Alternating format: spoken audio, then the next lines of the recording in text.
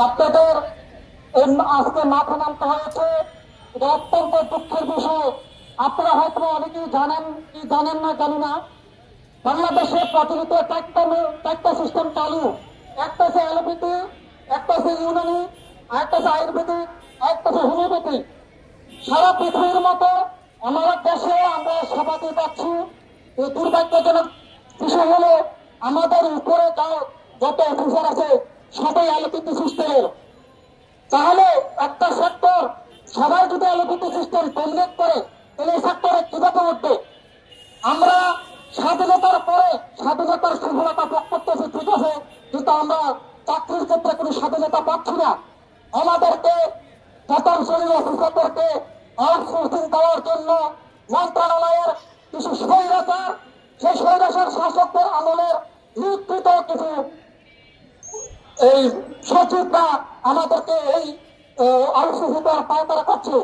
এই আউটসোর্সিং কখনো মেনে নেওয়া হবে না। আমাদের কোন শিক্ষার কোন কমতি নাই। আমরা এমবিবিএসদের মতো সমস্ত সিলেবাস ফলো করে আমরা পড়াশোনা করেছি। 5 বছর পড়াশোনা করে 1 বছর আমরা ইন্টার্নি করেছি। আমি ঢাকা মেডিকেলে নিয়মিত রুগী দেখি, 50 থেকে 60টা রুগী পাই, এবং আমাদের জন্য রুগী দাঁড়িয়ে থাকে চিকিৎসা সেবা দেওয়ার জন্য। ওদের অনেক চিকিৎসা ব্যর্থ হওয়ার পরে আমাদের কাছে নিয়মিত চিকিৎসা দিচ্ছে। চিকিৎসা সায়েন্স, এই যে মেডিকেল সায়েন্স, কোনোটাই সম্পূর্ণ না, পরিপূর্ণ না, একটা আরেকটার পরিপূরক। আমাদের প্রধান দাবি হলো রেভিনিউ, রাজস্বর কোনো বিকল্প নয়। আমরা সংখ্যালঘু একটা সম্প্রদায়, মাত্র 354 দিন এই সম্প্রদায়কে রেভিনিউ দিলে সরকারের এমন কোনো ক্ষতি হবে না।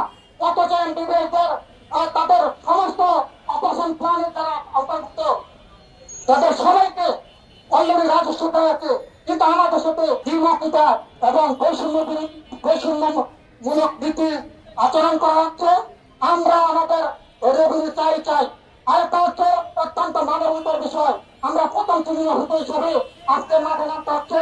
15 মাস যাবত আমাদের বেতন পাই, এটা অত্যন্ত লজ্জার বিষয়।